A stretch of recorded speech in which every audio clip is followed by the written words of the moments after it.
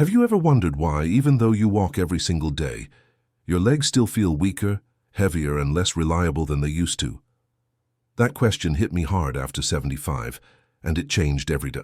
Quietly, something wasn't adding up. My walks were getting shorter, not because I wanted them to be, but because my legs started feeling tired much faster. Not a normal tired, a deep fatigue, almost like my legs weren't fully responding anymore. What scared me wasn't the distance. It was the moments after the walk, standing still at the kitchen counter and feeling slightly unsteady, turning too fast and needing to grab a chair. That subtle loss of control most people ignore at first. I ignored it too. I kept thinking, if I just walk more, this will go away. But it didn't. Walking began to feel automatic, almost disconnected. My body was moving forward, but parts of me felt asleep. My calves weren't pushing like before. My hips felt stiff. My balance didn't feel trustworthy. And the most uncomfortable thought crept in, what if walking alone was no longer enough after 75? No one prepares you for that realization, because walking is treated like a sacred rule for seniors. Stop walking, and you're giving up. So I pushed through, until one morning halfway through my usual route, my legs felt oddly heavy, almost slow to react. Not pain, not injury, just delayed. That was the moment fear showed up. Real fear. The fear of falling. The fear of needing help. The fear of losing control over my own body. I started paying attention to what walking actually did for me. Yes, it kept me moving. But it wasn't challenging my balance. It wasn't waking up the deep, stabilizing muscles. It wasn't forcing real circulation through my legs the way it used to years ago. It was familiar, comfortable, and maybe that was the problem. That's when I realized something important. After 75, comfort can quietly become decline, and what I discovered next completely changed how I think about movement, stability, and staying independent. Because the solution didn't involve walking more, but doing something very different. Before I go any further, I want to pause here for a moment because this part matters more than most people realize. If anything I just described feels familiar to you, the heavy legs, the quiet loss of balance, the feeling that walking isn't giving you the security it once did, then it's important that you don't just listen and move on. Understanding why your body feels this way after 75 is the first step toward changing it. And the only way I know that this message is reaching the right people is when you actively engage with it. So take a second and tell me in the comments, do you still walk every day? And does it truly feel enough for your legs and balance anymore? I read every single comment, and your experience helps guide what I share next. Not just for you, but for everyone watching who feels the same fear, but hasn't put it into words yet. If this is already helping you see your body differently, please give this video a like. That simple action tells the platform that this information matters for people over 75 who want to stay independent, steady and confident on their feet. And if you haven't subscribed yet, make sure you do. Everything on this channel is about practical, safe ways to improve circulation, balance, and control, especially when walking alone starts to fail. Subscribing makes sure you don't miss what could make a real difference in your daily life. Now, in the next part, I'm going to talk about the one specific body signal almost everyone ignores after 75. The signal that told me walking wasn't the real solution anymore. The signal didn't arrive dramatically. There was no sharp pain, no injury, no moment that forced me to stop. That's exactly why it's so dangerous after 75. It arrived quietly, disguised as something normal, something easy to dismiss. For me, it was the feeling that my legs were doing the movement, but not fully participating in it. I noticed it most when I stopped walking. I would finish my usual route and stand still, and instead of feeling grounded, I felt slightly disconnected from the floor. My feet were there, but my brain didn't fully trust them, almost like the message between my legs and my balance system was delayed by a fraction of a second. That tiny delay is what most people ignore. I ignored it too at first. Then it showed up in other moments. Turning around in the kitchen, stepping sideways to avoid something on the floor, getting up from a chair and needing a second to stabilize. None of these moments felt serious on their own, but together they painted a clear picture. My body wasn't losing strength first, it was losing coordination and responsiveness. This is where most people make a mistake after 75. They think weakness is the main problem, so they walk more, or they rest more. But what was fading in me wasn't just muscle power.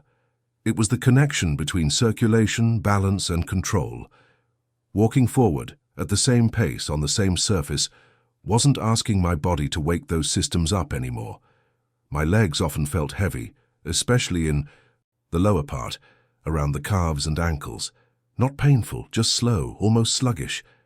That heaviness wasn't fatigue from effort. It was poor activation. Blood wasn't moving with intention. Muscles weren't being challenged to stabilize. My nervous system wasn't being asked to react. I remember one moment clearly. I stepped off a curb I had stepped off hundreds of times before. Nothing unusual, but my foot landed a little softer than expected, and for a split second, my balance hesitated. That pause scared me more than pain ever could, because pain warns you. This didn't. It whispered. That's when I realized the signal wasn't about endurance. It was about control. Walking was keeping me moving, but it wasn't training my body to respond, correct, and stabilize. The exact abilities that prevent falls after 75. And once I understood that, I stopped asking, how far can I walk? And started asking a much more important question. What kind of movement actually tells my body to stay? Alert, balanced, and confident? That question led me to something I never expected. A simple exercise that activated circulation, balance, and control all at once, without stressing my joints or relying on speed or distance. Once I started paying real attention to my body, something became impossible to ignore. Walking was moving me forward, but it wasn't fully engaging me anymore. After 75, my body had adapted to walking so well that it no longer challenged the systems that actually keep you safe. Walking is repetitive, same direction, same rhythm, same surface, and when the body repeats the same movement long enough, it becomes efficient. But efficiency isn't always what you want at this age. Efficiency means fewer muscles are asked to help. Fewer balance corrections are required. Fewer signals travel between the legs, the feet, and the brain. I realized that while walking, my stronger muscles were doing all the work. My hips moved forward, my thighs followed, but the smaller, stabilizing muscles around my ankles, knees, and hips stayed mostly quiet. Those are the muscles that stop you from falling when you trip, turn suddenly, or step on an uneven surface. Walking didn't need them anymore, so it stopped training them. The same thing happened with circulation. Walking increased blood flow just enough to feel active, but not enough to push blood deep into the lower legs with purpose. My calves weren't pumping strongly. My feet often felt cooler. Sometimes my legs felt heavy even after a walk, which made no sense until I understood this wasn't fatigue. It was incomplete circulation. And then there's balance. Walking forward doesn't require real balance correction once your rhythm is set. Your body goes on autopilot. But life doesn't move in straight lines. You turn, you stop, you pivot, you step sideways. And those are the moments when falls happen. Walking wasn't preparing me for those moments at all. What really surprised me was how calm walking made my nervous system. Too calm. After 75, you don't want your nervous system asleep. You want it alert, responsive, and confident. Walking stopped asking my brain to react quickly. My reflexes were slowly dulling, even though I was active. That's when I understood something that changed everything. Walking keeps you moving, but it doesn't keep you ready. It doesn't wake up circulation, balance, and control together. And after 75, training those systems separately isn't enough. They need to work at the same time. Once I saw that clearly, I stopped trying to fix walking. I started looking for a movement that forced my legs, my balance, and my circulation to communicate again, all at once, safely, without speed or impact. That search led me straight to an exercise I never expected to replace walking in my daily routine. What surprised me most wasn't how hard the exercise was. It was how different my body felt almost immediately. This wasn't about sweating, speed, or pushing through. Discomfort. It was about waking parts of my body that walking had quietly left behind. The first time I tried it, I noticed something unusual within seconds. My feet felt more present on the floor. My calves weren't just moving, they were actively supporting me. My body wasn't going forward on autopilot. It had to pay attention. Every small adjustment mattered, and that alone told me this was doing something walking never did anymore. The movement was simple and controlled. No impact, no rushing. But it forced my weight to shift in a way that demanded balance. My ankles had to stabilize, my knees had to respond, my hips had to coordinate. And because the movement was slow and intentional, my circulation responded differently too. I could feel warmth returning to my lower legs, especially around the calves and feet. What really stood out was how alert my body felt afterward. Not tired, not sore, just awake. I stood still and didn't feel that familiar hesitation anymore.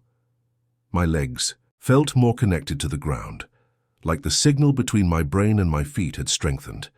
This exercise didn't isolate one muscle, it didn't focus only on strength or only on balance. It required everything to work together, and that's exactly what walking had stopped demanding from me. After 75, separating these systems doesn't work anymore. Life doesn't separate them, so training shouldn't either. Another important difference was safety. I wasn't stressing my joints. I wasn't relying on endurance. I could stop any time. That gave me confidence, which matters more than people realize. Fear tightens the body. Confidence allows it to respond naturally. I started doing this exercise daily, replacing part of my walking routine. Not because walking was bad, but because this movement gave me something walking no longer could. It challenged my balance without risking a fall. It improved circulation without fatigue. It trained control instead of repetition. And then something unexpected happened over the next few weeks. Everyday movement started feeling easier. Turning, standing up, stepping sideways. Even walking itself felt more stable, like my body had remembered how to support me again.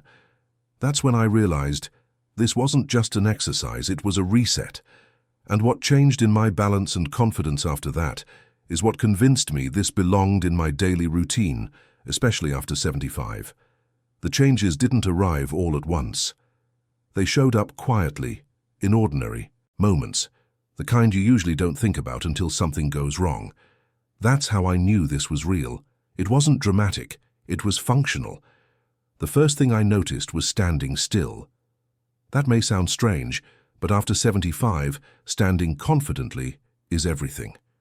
I could stand at the counter, in the shower, or waiting in line without that subtle sway or need to adjust my feet. My body felt planted, grounded, as if my legs knew exactly where they were again. Then I noticed it while walking, not during the walk itself, but at the transitions. Starting, stopping, turning. Those were the moments that used to feel uncertain. Now they felt smoother. My feet reacted faster. My balance corrected itself before I even had time to think. That's when I realized something important had changed at a deeper level. My legs didn't feel lighter, they felt more responsive.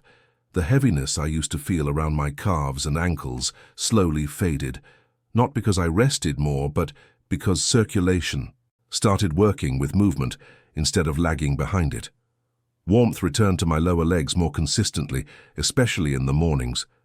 What surprised me most was the confidence. Not emotional confidence, physical confidence, the kind that comes from trusting your body. I stopped scanning the floor as much. I wasn't calculating every step. That constant background tension disappeared, and with it, the fear that most people over 75 never talk about. Getting up from a chair became smoother. I didn't need to pause before moving. Stepping sideways or backward felt controlled instead of risky. These are small things, but they're the exact movements that determine whether you stay independent or start avoiding activity. Walking itself even changed. It felt more stable, more connected, even though I was walking less. That's when it clicked for me. Walking didn't improve my walking. Control did. Balance did. Circulation that responds quickly did. The exercise wasn't making me stronger. In the traditional sense, it was making me safer. And after 75, safety is what allows freedom. Without it, even strong legs hesitate. That realization led me to dig deeper into why this exercise worked so well, especially for preventing falls, even when legs are already weak. What I learned next explained everything. What finally convinced me this exercise mattered wasn't how it felt on a good day. It was how it supported me on my weaker days. After 75, not every day feels strong. Some mornings your legs feel slower, heavier, less reliable. That's exactly when falls happen. And that's exactly when walking offers the least protection. This exercise worked differently. It didn't depend on power, it depended on control. When legs are weak, what fails first isn't strength, it's timing. The delay between when your foot lands and when your body corrects itself. This movement trained that timing over and over, gently but consistently. Every repetition forced my body to make small corrections. Ankles adjusted, knees stabilized, hips responded. My brain stayed involved the entire time. That constant communication between muscles and nervous system is what creates stability. And stability, I learned, is what prevents falls far more than muscle size ever does. Another key difference was how this exercise trained balance in multiple directions. Walking only prepares you to move forward, but falls rarely happen that way. They happen when you turn, shift sideways, reach, or lose balance while standing still. This movement exposed my body to those situations in a controlled environment, teaching it how to react without panic. I also noticed that my posture improved without me thinking about it. When balance improves, posture follows naturally. My shoulders relaxed. My weight felt evenly distributed. That alone reduced the strain on my joints and made every movement feel safer. What mattered most was confidence under uncertainty. When my legs felt tired, my body still responded. I could catch myself, I could adjust. That ability doesn't come from walking more miles, it comes from training reflexes, circulation, and balance together. I realized then that weakness doesn't have to lead to falling.